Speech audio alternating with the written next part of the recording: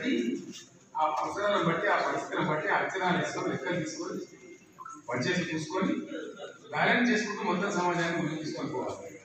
అందరూ బాగుపడాలి. ఒక కులమో ఒక సెక్షన్ పరిశ్రమలో బాగుపడదు కాదు కదా. అందరు పరిశ్రమలో ఎట్లా వాళ్ళు పలుకొని ఎట్లా సంపాదించారు శక్తిమంతులు కాబట్టి వాళ్ళతో మనకు పంచాయతీ లేదు. ఎవరైతే నాదాలు ఎవరైతే బలహీన ఎవరైతే ఇబ్బందులలో ఉండరు ఎవరు బతకలేని పరిస్థితుల్లో ఉండరు వాళ్ళని కూడా బతికించుకొని ముందు తీసుకుపోతే నేను గొప్పదనం. అదే పని మనం చేసినాం. ఏం కోల్పోయారో ప్రజలకు తెలిసిపోయింది. మనం ఏం హైరాణ అయిపోతుంది పరిశ్రమ అవసరం లేదు. ఏమైనా చూస్తుండగా ఏడాది గడిచేపారు 11 నెలలు కదా మరి అయిపోయి ఇంకేముంది. 6 నెలల ముందు మన ఎలక్షన్లు లేదు. పొద్దున కూడా 5 రోజుల కోసం ఆడు కాబట్టి అందరం కూడా మంచి జాగ్రత్తగా పనిచేసి అంతగా చేద్దాం. గమ్మత్తన్నట్టు కొన్ని సందర్భాలు సార్ తమాషా ప్రజలకు ఒక్కోసారి ఎందుకంటే దయ వేసి కూర్చుంటారు.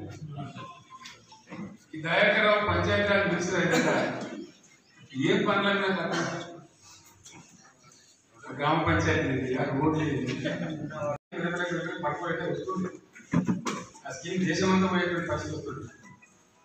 దాని తదనంతరం మళ్ళీ నా మంత్రున్నది భూమి లేకుండా ఎట్లా లేకుండా గిరిజన పిల్లలు కూడా గిరిజన పని తీసుకొని రావాలి. వృత్తి పని వాళ్ళు కూడా బీసీలు కూడా తీసుకొని రావాలి. ఎవరైతే పూర్తిగా దిగజారులు వెళ్ళారో వాళ్ళు కూడా మంచిగా చేస్తే వాళ్ళు ఎవరైతే సమాజం అసమానతలు తగ్గుతాయి.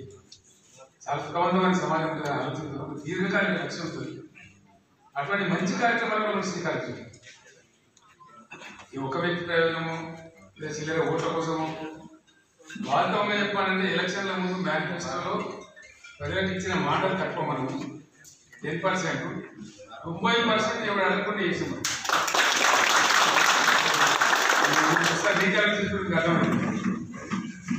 మీడియాలో చెప్పాడు, అందరూ చెప్పాడు.